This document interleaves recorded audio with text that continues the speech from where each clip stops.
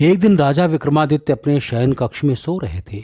अचानक उनकी नींद करुण क्रंदन सुनकर टूट गई। उन्होंने ध्यान लगाकर सुना तो रोने की आवाज नदी की तरफ से आ रही थी और कोई स्त्री रोए जा रही थी। जी नमस्कार, अपना कहानी कॉर्नर में आपका बहुत बहुत स्वागत है। मैं हूं अरुण शेखर। इन दिनों मैं आपको सुना रहा हूं सिंहासन बत्तीसी की कहानी, यानी कि 32 पुतलियों की कहानी। तो ये 7वीं पुतली की कहानी है। तो राजा भोज एक बार फिर से सिंहासन पर बैठने की कोशिश करते हैं। तो 7वीं पुतली उनसे एक सवाल पूछती है और उनसे जवाब देने के लिए कहती है। उसके सिलसिले में ये कहानी सुनाती है। तो जो स्त्री रोए जा रही थी, विक्रम की समझ में नहीं आया कि कौन सा दुख उनके राज्य में किसी स्त्री को इतनी रात गए बिलख बिलख कर रोने को विवश कर रहा है। उन्होंने तुरंत राज परिधान पहना और कमर में तलवार लटकाकर आवाज की दिशा में चल पड़े। क्षिप्रा नदी के तट पर आकर उन्हें पता चला कि आवाज नदी के दूसरे किनारे पर बसे जंगल से आ रही है। उन्होंने तुरंत नदी में छलांग लगा दी तथा तैरकर दूसरे किनारे पर पहुंचे। फिर चलते चलते उस जगह पहुंचे जहां से रोने की आवाज आ रही थी।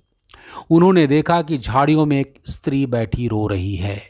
उन्होंने उस स्त्री से रोने का कारण पूछा। स्त्री ने कहा वो कई दिनों से कई लोगों को अपनी व्यथा सुना चुकी है, मगर कोई फायदा नहीं हुआ। राजा ने उसे विश्वास दिलाया कि वे उसकी मदद करने का हर संभव प्रयत्न करेंगे। तब स्त्री ने बताया कि वो एक चोर की पत्नी है और पकड़े जाने पर नगर कोतवाल ने उसे वृक्ष पर उल्टा टंगवा दिया है।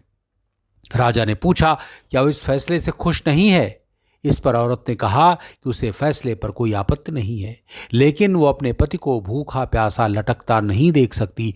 चूंकि न्याय में इस बात की चर्चा नहीं है कि वो भूखा प्यासा रहे, इसलिए वो उसे भोजन तथा पानी देना चाहती है। विक्रम ने पूछा कि अब तक उसने ऐसा क्यों नहीं किया। इस पर औरत बोली कि उसका पति इतनी ऊंचाई पर टंगा हुआ है कि वो बगैर किसी की सहायता के उस तक नहीं पहुंच सकती और राजा के डर से कोई भी दंडित व्यक्ति की मदद को तैयार नहीं होता। तब विक्रम ने कहा कि उनके साथ चल सकती है। दरअसल वो औरत पिशाचिनी की और वो लटकने वाला व्यक्ति उसका पति नहीं था। वो उसे राजा के कंधे पर चढ़कर खाना चाहती थी। जब विक्रम उस पेड़ के पास आए तो उस व्यक्ति को चट कर गई। तृप्त होकर विक्रम को उसने मनचाही चीज मांगने को कहा।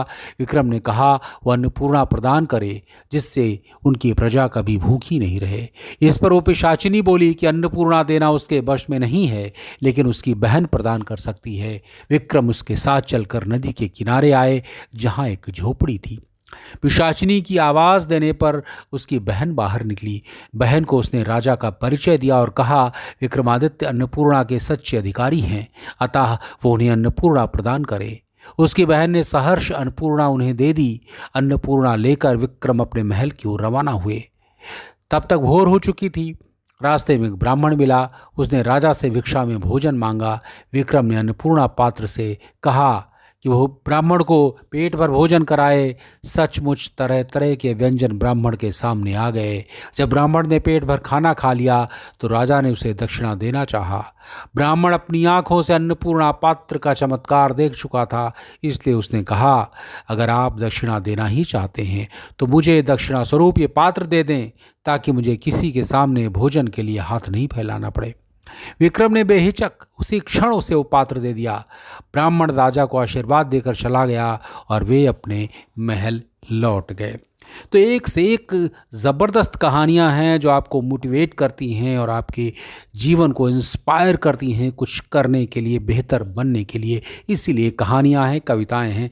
तो सुनते रहिए अपना कहानी कॉर्नर और प्लीज़ चैनल को सब्सक्राइब कीजिए, लाइक कीजिए, शेयर कीजिए, कमेंट करके बताइए कि कैसी लगती है कहानियाँ। फिर मुलाकात होगी किसी नई कहानी के साथ। तब तक अपना ख्याल रखिए। नमस्कार।